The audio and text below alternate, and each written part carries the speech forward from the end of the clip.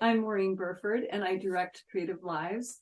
And over the past decade or more, I've had the privilege of sharing Ellen Tadd's Framework for Wise Education with thousands of young people and with the adults who teach and parent them.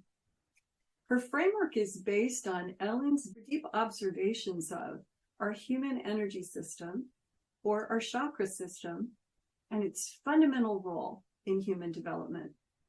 So recently I had the chance to sit down and share some of what I'll talk to you about in this upcoming workshop. I was speaking with Liz Wiley, the director of the Marion Institute in Massachusetts.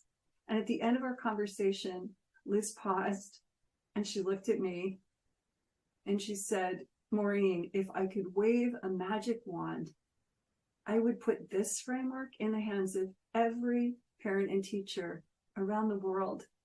It's that important. And I agree with her.